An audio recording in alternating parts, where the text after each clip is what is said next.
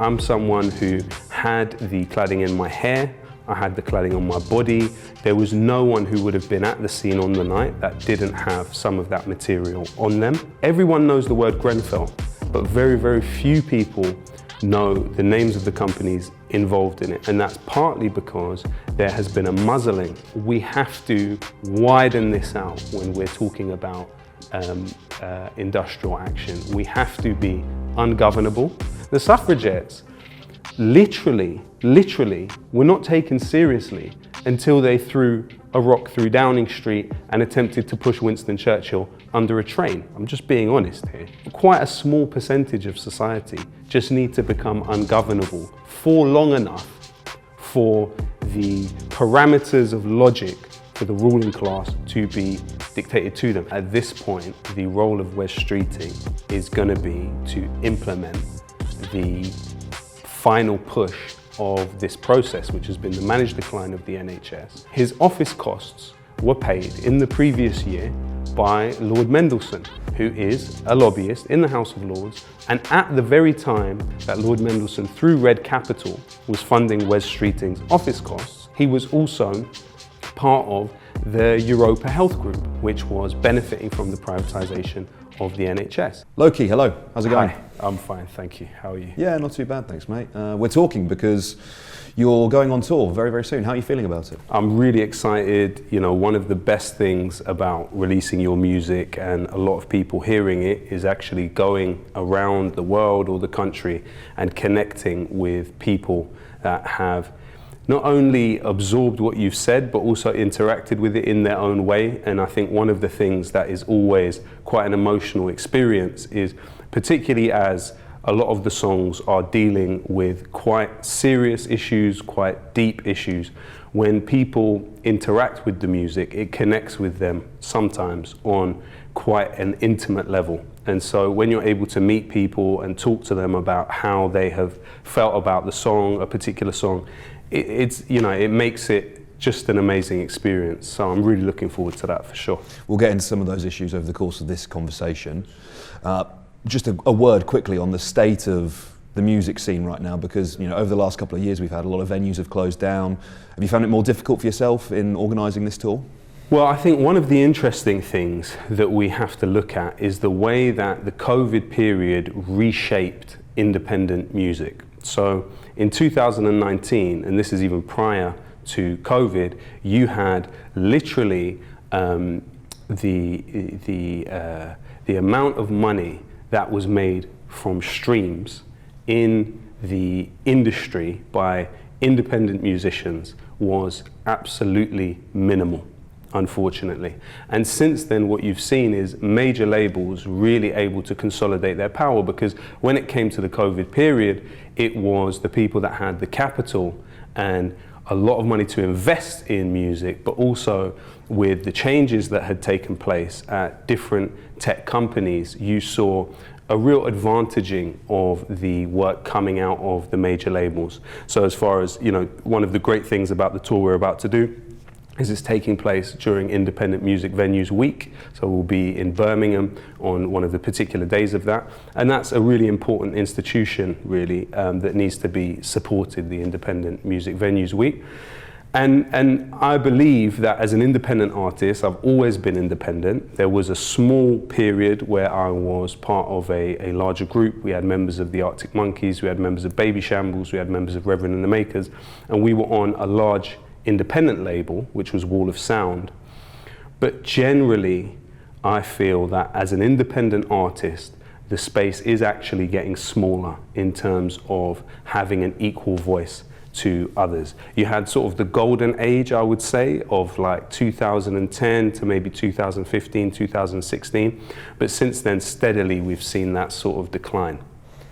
That asymmetry of power, I think, is probably a theme that we're going to cover through the course of this conversation, because I would like to talk to you about workers' rights, civil liberties, the increasingly draconian efforts by this government and others to crack down on the working class. But to start with, news this week that you've spoken about yourself in relation to the Grenfell fire, we've discovered that at least 12 of the firefighters at the scene have been diagnosed with terminal cancer. first of all, your reaction to that news story? Well, I think an important thing when contextualizing the fire at Grenfell, which is sometimes left out of the coverage, is that prior to the refurbishment of Grenfell, and actually prior to the fire, the rest of the blocks, including my own, were earmarked to be demolished. Now, the only reason the rest of the blocks in the area were not demolished and regenerated, which would have led to a lot of people leaving, was because the fire happened. And it was at that point that the council backed off with the local plan as they had it. Now, in terms of this aspect of Grenfell, you know, I'm someone who had the cladding in my hair, I had the cladding on my body. There was no one who would have been at the scene on the night that didn't have some of that material on them. Now, that material, we're talking about PE Renabond, about 5 millimeters of polyethylene in the center of it. Arconic, the construction company that was responsible for that particular cladding, that also had a crown on the roof, which meant that the fire traveled up the building and then traveled across and around the building because of the crown on the roof. Now, it would certainly have been conceivable at that time that there would have been carcinogens released into the air. We look at the precedents of, you know, there were burn pits, for example, in Iraq when the US invaded, that led to soldiers later suffering horrific consequences in terms of their health. From my perspective, I think the key thing to be established at this point is a gradient of risk. So first, we need total screening of all of the bereaved and the survivors. You know, there were children who were in that building for up to 6 hours while it was burning. There were people who were rendered in a coma because of their experience inside the building. Those people need to be fully screened as soon as possible.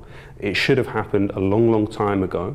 Funds were supposedly released to make something like that happen, but we have not seen it happen. So you still have a large contingent within the bereaved and the survivors who have not been fully screened. I understand that some have, but I wouldn't say a majority. But what needs to happen now, as far as I see it, is we need to monitor the extent that this is reflected in terms of, okay, so if we're saying 12 out of 1,200, I understand that it's part of a bigger study that the FBU have carried out, which generally shows that firefighters are more vulnerable to cancers, and that does make sense, you know, especially when you look at the level of austerity that has been inflicted upon the fire brigade. You can see how that would play out. But in terms of Grenfell specifically, we need to establish first the effect on the bereaved and the survivors, and then the effect on the wider community. Because if that disparity or that disparity is reflected, maybe disparity is not the right word, but if that equation in terms of a large amount of people are affected in this way is also reflected in the bereaved and the survivors who did not have any protective equipment throughout that time, then we would need to see also people in the community, what their situation is. What do you think this information speaks to? Because I know in the wake of the fire there was a lot of talk about, particularly from government, about, you know, there would be a review into the systemic causes and the failures and why this happened. And then we're sat here, we're talking about medical screenings for people who had enormous exposure to potentially toxic chemicals, carcinogens, etc. And that still hasn't happened. Yeah. If it seems, obviously you're going to perhaps say this, but the lessons haven't been learned, have they? Well, it's not a matter of the lessons not being learned, in my opinion, and we'll go over it with the rest of the topics I imagine we'll cover in the interview. It's a situation where you have a consensus among the political class over the last 40 years that corporations should be free, essentially, to govern themselves, and that captains of industry are best placed to design regulations for those corporations. Now, the extent to which those corporations are subject to the law or even subject to scrutiny by the media. You know, we have to be clear. You know the name Arconic. Many in the media also know the name Arconic, but not many in the public are, you know, everyone knows the word Grenfell, but very, very few people know the names of the companies involved in it. And that's partly because there has been a muzzling. And unfortunately, the inquiry, while it has exposed really important information, it also facilitated a partial immunity for some of those companies, which meant that you are essentially seeing, and it's my belief, that there has been a sort of de facto amnesty for the companies and a criminalization of the community. The community has been securitized, and you can see it really. A microcosm of that is the case of a gentleman by the name of Omega, who actually had a body of a young man. I won't say his name, but he had jumped from the 15th floor. He had tried to escape and fallen, as far as we understand. Now, the body of this man was placed the front door outside in a block neighboring the tower, outside Omega's door. Now, Omega came out, and as he put it, he was dealing with an insane situation, and he filmed this body and put the video online to let people know that this has happened. Within a few hours, he was contacted by someone who claimed to be a journalist, who set him up to be arrested, and Omega went to jail for 3 months for doing that. Upon his release, he was then given quite a hostile interview, actually, on Newsnight. And for me, that is a microcosm of what has happened. We have been viewed as a potentially violent community that has to be used as a case study for social cohesion. How do you make sure that these people do not upset social order? And there's a myriad of ways in which the state has done that. And you know, the collaboration between the state and construction industry behemoths is actually well documented, and actually feeds into another aspect of our conversation today. Because when you look at the rise of somebody like Mick Lynch, for example, this is somebody who rose from the embers of the incestuous relationship between the construction industry and the state, in that he was spied on and blacklisted in the construction industry. And that's the only reason that he entered the railways. Now, what you have with Grenfell is something that points out the incestuous relationship between the construction industry and the state, where you see figures from, for instance, the technical director of one of the companies who had their materials on Grenfell, which were flammable, Celotex. The technical director, Mark Allen, was simultaneously an advisor to Sajid Javid, who was the Minister of Housing, on building regulations. So what you have here is a situation where even people I know who are bereaved and lost a member of their family, and who previously worked in the car industry, are now in a situation where for 5 years, despite giving in hundreds of applications, have not been able to get even an interview for a job. So blacklisting of people that lost family members and spoke out against construction industry behemoths has taken place. Blacklisting of these people has taken place. So for me, it's really actually a question of not just where the state ends and the construction industry begins. It's actually a question of who are we governed by, and is there a coherent social contract remaining after 40 years of neoliberalism? Our social contract doesn't exist with the state anymore. It exists with corporations, and we are essentially at their mercy. So even if you have a company making food that contains carcinogenic stuff in it, and people then become ill, is there any mechanism within our society through which that company can be held accountable? Off the basis of Grenfell, I would say it's unlikely. And a lot of the other situations that we are looking at today in terms of whether it is the NHS, or whether it is the railways, or whether it is the Royal Mail, you're talking about internal privatization, governed by, in some cases, state-owned companies of other countries, but also governed by tax havens in some cases. So with Grenfell, what you see is a clear way in which neoliberalism kills people, in which the opening the space for corporations to design their own regulations has a human cost.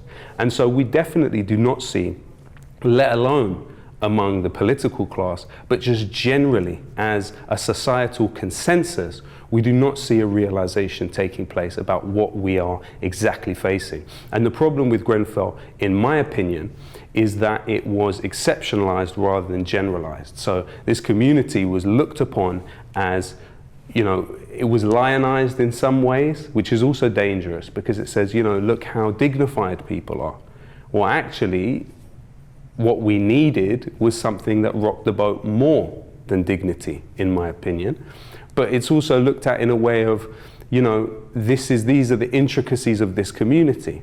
You know, let's look at the trauma, let's focus on that aspect of it. No, what we need is real material interrogation of how this happens and then how you can change the rest of the country, because you've got thousands of people across the country, I'm sure as you well know, who have mortgages in places very similar to Grenfell, who are paying a service charge, who have now been told that the value of their properties, you know, this is Thatcher's democracy of homeowners. They did everything right according to this mantra, but yet they have been really not only buried by the state in a situation where they can't sell their properties, they can't live in them because they're fearful of the cladding, but you've even created industries around it. So you have a whole industry of people that sit in the tower 24/7, sit in the building to watch for fires.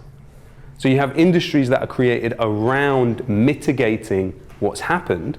You have changes in the stay put policy on behalf of the fire brigade. And you know, for some of those people within the construction industry, they would look at it, well, as long as you change the stay put policy, and you know, you cause stampedes, and we can't forget that you know, there was a young boy in Grenfell who died because he was on the stairs and he was walked over by people. This is the truth. So the stay put policy is not a panacea for these issues, and unfortunately I think there are very strong figures within the construction industry who would want that to be the case. So as a long-winded answer to your question, absolutely not. You know, lessons have not been learned, and unfortunately it's impossible within the parameters of political possibility that we have, because it is viewed as heresy. It is viewed as heresy, as you well know, as we have all seen, when you have even a political figure on an individual level come out and question this orthodoxy of neoliberal necropolitics, of submitting the state to the whims, of wrapping the invisible hand of the market in the iron fist of the state. That's what's happened. And we are in a position where our situation, whether it is the media and the political infrastructure, cannot create an alternative. I remember the last time I saw you was at the anniversary of the fire, and we were having that conversation about sort of the dignified response versus perhaps the angry response that perhaps galvanises people into a political movement.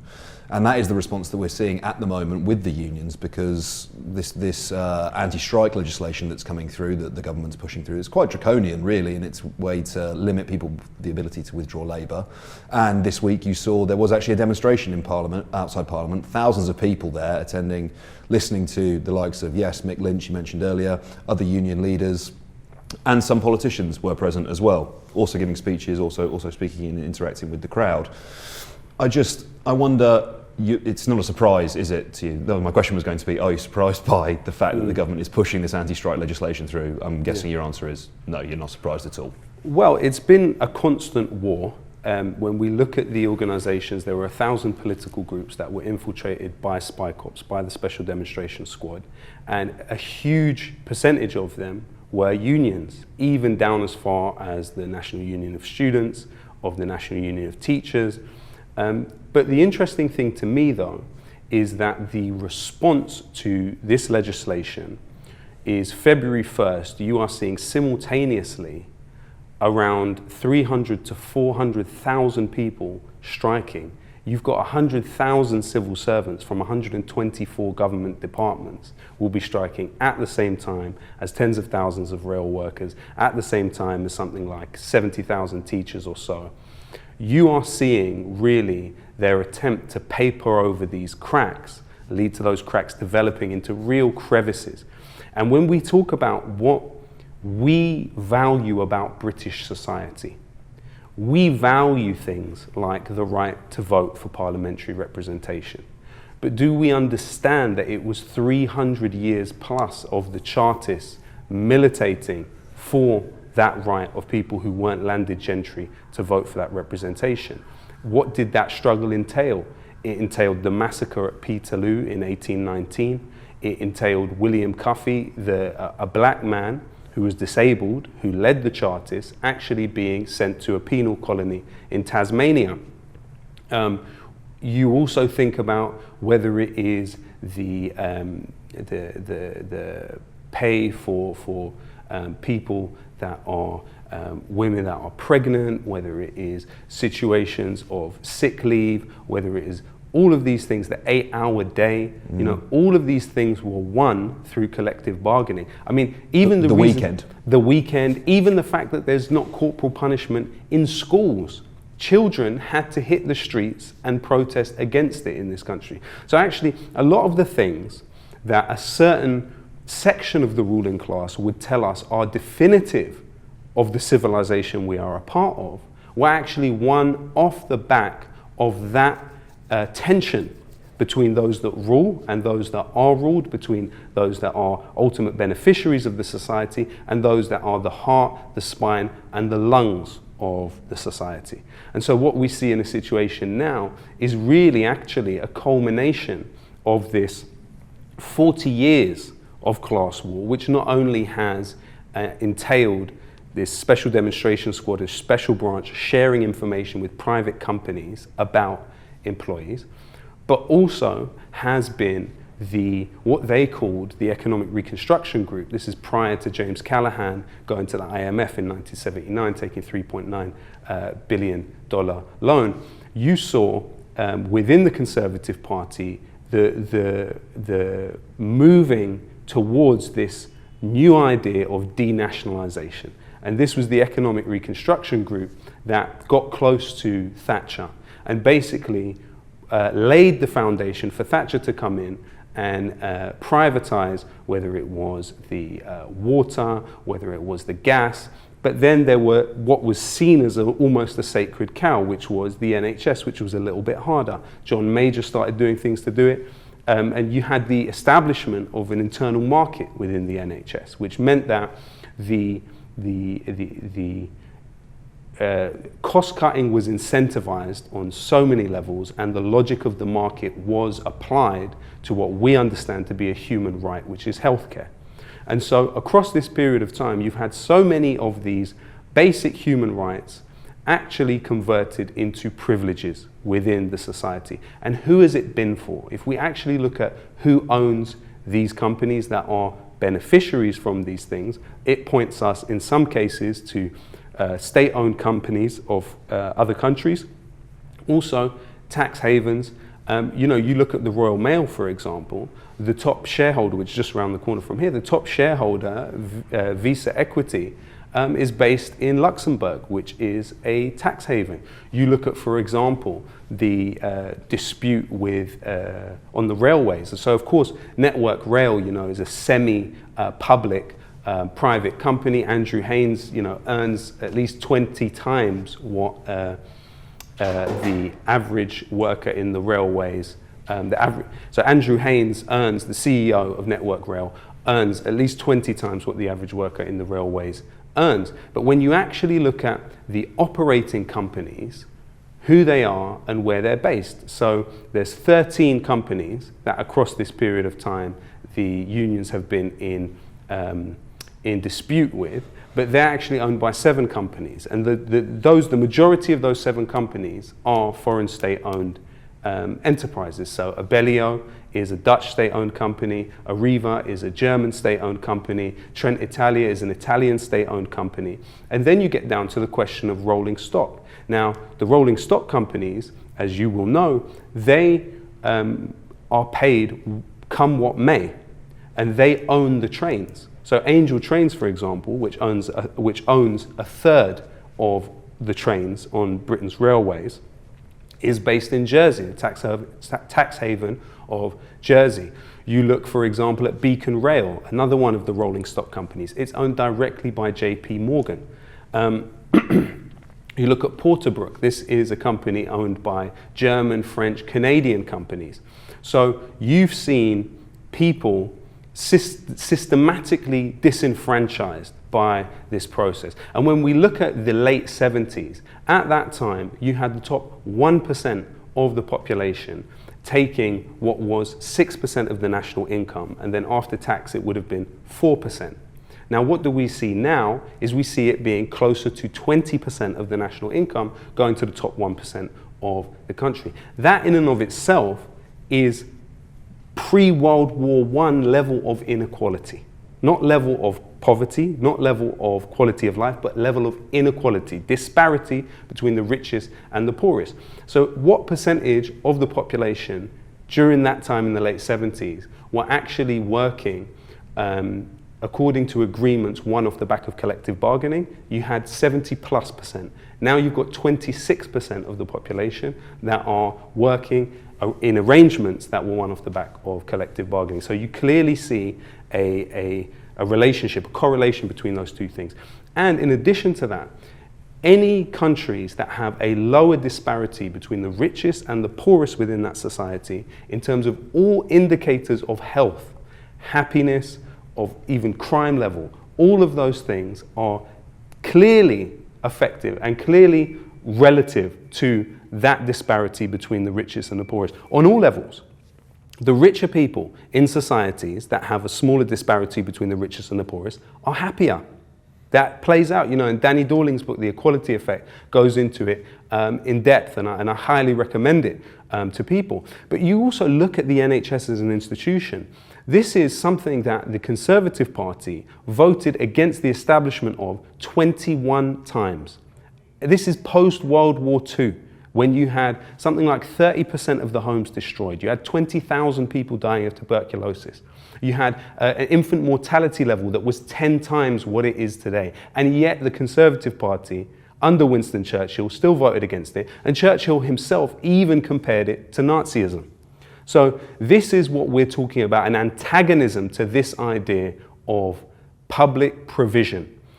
And so there has been this process that has played out where you even have somebody like Stephen Dorrell, who went from being a Tory health minister to then going on to work for a company that directly benefits from the privatisation of the health service. You look at Stephen Simons, brought in from United Health Group to head the NHS. It's this revolving door and incestuous relationship between these two parts which really should not touch each other, actually. It provokes questions, doesn't it, about the political wing of the Labour movement? Because if you have these conditions in society, whether it's inequality or poverty or, point to any myriad issue in society, and you combine that then with the antagonism of the current political ruling class, you would think that there is then a space for a political party, political grouping to defend and progress the interests of the working class in British society, which the vehicle for that traditionally has been the Labour Party. Some of the stuff you were talking about there, interest groups, medical interest groups, particularly in relation to the Shadow Health Secretary at the moment, would make you think or even suggest that actually it's more of the same, that actually the Labour Party is a representative of the elites and of the ruling class. I mean, I would, in its conjecture, we can say, believe that at this point the role of Wes Streeting is going to be to implement the final push of this process, which has been the managed decline of the NHS. You have a situation where you have 130,000 vacancies in the NHS, but yet Keir Starmer is again wrapping class war in the flag of culture war and using the idea of foreigners working in the NHS as an enemy. But what you also have is a situation where literally 1 in 3 ambulance drivers say that they have been involved in situations where the late arrival of an ambulance, they believe, has caused somebody to die or has been part of somebody dying. You know, you've got a problem with retention of nurses. Literally in 2021, something like 1 in 9 nurses left the NHS. You've got people reliant on food banks. You've got real terms pay cut of 29% for people in the NHS. And so within that context, you have Wes Streeting, who, let's be clear, okay, his office costs were paid in the previous year by Lord Mendelsohn, who is a lobbyist in the House of Lords, and at the very time that Lord Mendelsohn, through Red Capital, was funding Wes Streeting's office costs, he was also part of the Europa Health Group, which was benefiting from the privatisation of the NHS. He also has been funded directly by John Armitage. John Armitage, of course, is somebody who has big investments in United Health Group, which is a key profiteer of the privatising of the NHS. And of course, Tony Blair introduced the PFIs, which have caused absolute havoc, turned the NHS trusts into these bodies full of debt, toxic debt that they need to get rid of by selling off land and property. So this is the situation that we have. It's clear that that will not stop with the very likely to be next government.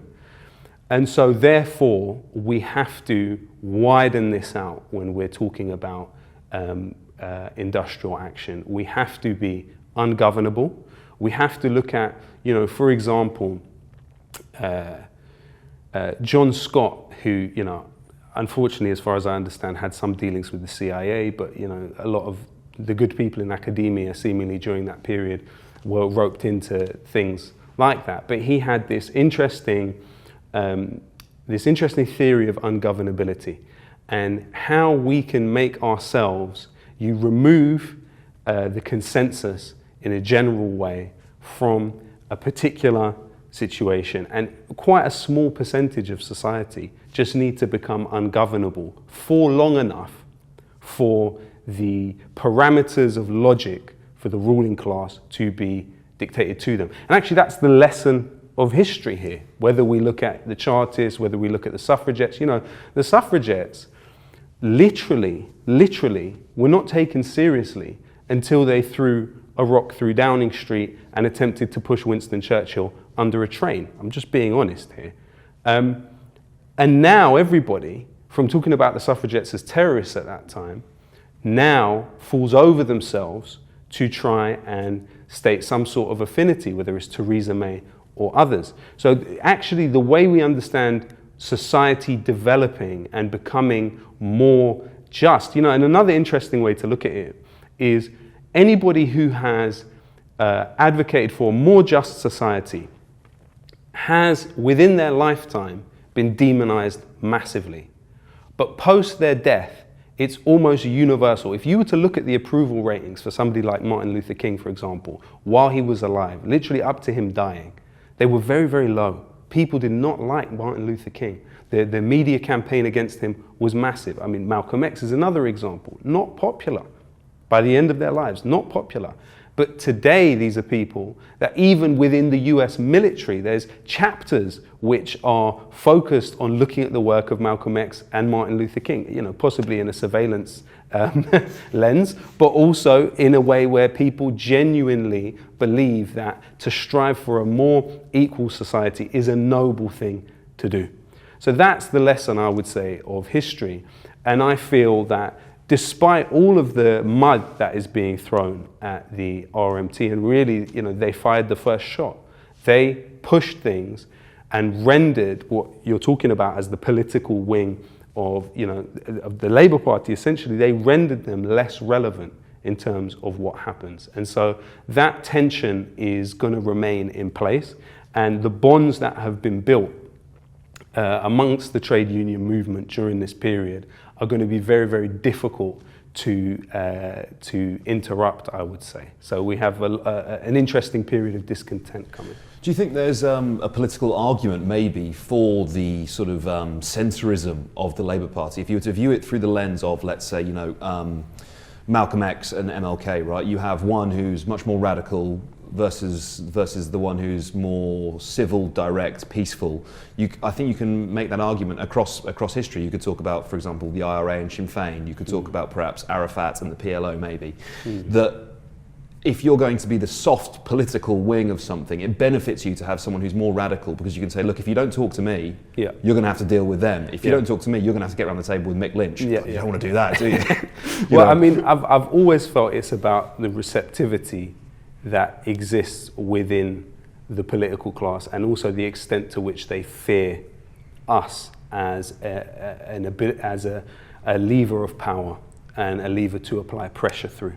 So I think that, the problem is with figures like Starmer and Streeting, and also, we essentially have a system of almost legalized bribery, where people are far too beholden to private interests, and it plays out in the policies which they then assert. I've never forget reading that actually the Labour Party had tens of thousands of shares in BAE Systems at the very start of the Iraq War.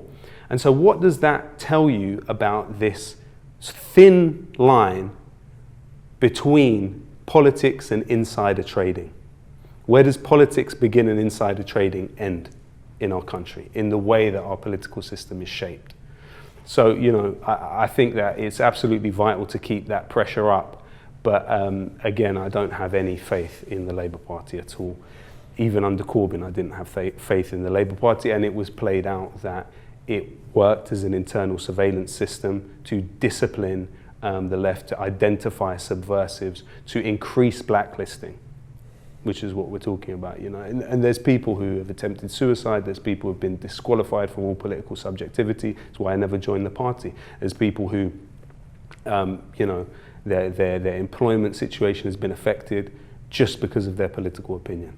Yeah, so essentially Keir Starmer has been a bulwark against the left in almost every conceivable way. I do not have faith in him as a political actor. I don't trust anything he says. All of his pledges he goes against and seems to have no qualms about doing that. And I think that anyone would be naive to place any trust in what he will do in government. And as I say, he is part of quite an authoritarian trajectory, which is something to worry about, especially when looking at some of the legislation that the Tories are trying to pass now, and how that would probably continue with Starmer. One last topic I'd like to cover with you before we draw things to a close. At the end of last year, a new government was sworn in Israel. The most religious, the most hardline government, I think you would be fair to say, in Israel's history. For observers less informed than yourself, would you be able to give an overview of what that means for the Palestinian struggle and also perhaps for geopolitics in the region as well? Now, what you have is, for the status quo to remain, which is essentially constant suppression and constant war, and the constant settler colonialism, which expands this idea, you need now naked fascism. In order for that to happen, you need naked fascism. And what that means is you are seeing the space gets smaller and smaller and smaller in many different places. So when you look at the Zionist idea, it's quite difficult to sustain in a situation where you have something like 50% of the pharmacists within Israel are Palestinian, where you have 60,000 construction workers there are Palestinian. They went on strike for one day, and it cost tens of millions to the Israeli economy. The head of the construction association said, we literally can't build without the Palestinians. You look at the bus drivers, in one day, 300 trips were cancelled when Palestinian bus drivers went on strike.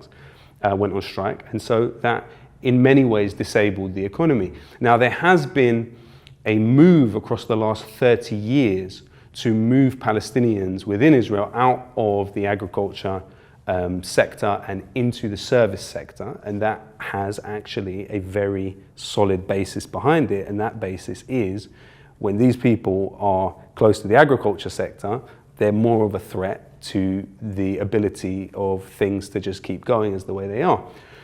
And so they're in the service sector, it's a little bit easier to sort of mitigate if they get rebellious.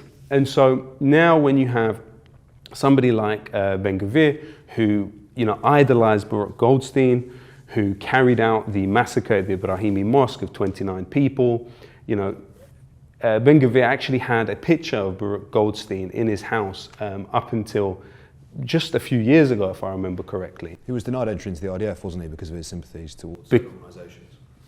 Because of his involvement with the Kach party, who again are openly fascist and actually have the JDL, which he was closely associated with, has been designated by the FBI as a terrorist organization.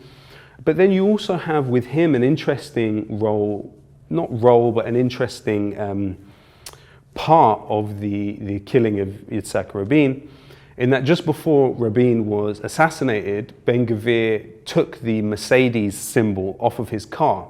And he said, if we can get this close to him, next time we're going to get even closer, or something to that effect. I'm paraphrasing. And so, this is the thrust that he's part of. He's also, part of a thrust which believes in replacing Al-Aqsa with the third temple as he sees it and others linked to him see it. And that now, unfortunately, as a movement, whereas it didn't have before amongst the Israeli military and political class, it did not have support. Now it has support.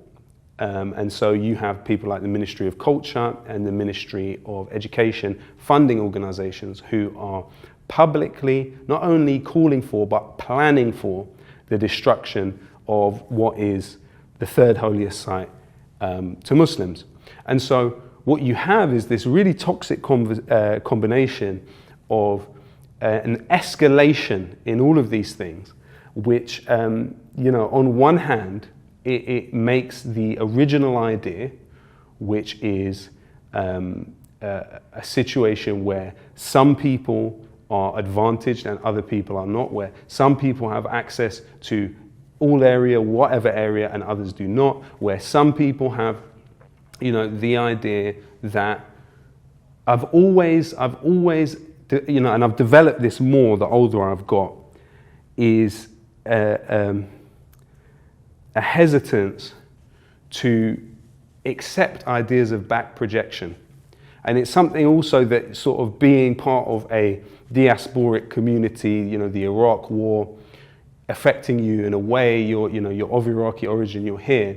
But the truth is that I don't have anything to do with people that lived in Iraq 100 years ago, apart from through relation, anything to do with them because I'm an Iraqi in Britain. I have far more to do with people here now. And so this idea of being able to back project identity is becoming more and more tenuous and more difficult to sustain. And that through the back projection of identity, that then should give some people different legal rights in the present. It's becoming a lot harder to support as an idea. And I think that with figures like Smotrich and Ben-Gvir in the positions they are in the Israeli government, that is going to, all of those contradictions are going to become more and more sharp. And what you are also seeing is a new generation of Palestinians who are not attached, they are not beneficiaries of Oslo in the way that the Palestinian Authority was set up as a sort of subcontractor for the European Union and Israel in some ways, and was all about protecting the social order and protecting the status quo. And even those within the Palestinian Authority now are becoming in a more precarious position because of this situation. So I think that we are seeing an escalation, certainly, and the Palestinians are inspiring millions and billions across the world with their ability to sustain, their presence, because we're not even supposed to be here. The idea of it is supposed to be completely deleted as an idea. But young people are asserting that political reality at great personal risk, and I'm someone that has traveled extensively. I've been to Shatila, for example, just in the last year, and people are aching to be free. People are aching to be free. And I think that ultimately this escalation that Ben-Gvir, Smotrich and the government represents actually brings us closer to some form of freedom, in my opinion. Lowkey, thank you very much for taking the time to speak to me, mate. Thank you for having me. Thanks a lot. Thanks, man. I appreciate it.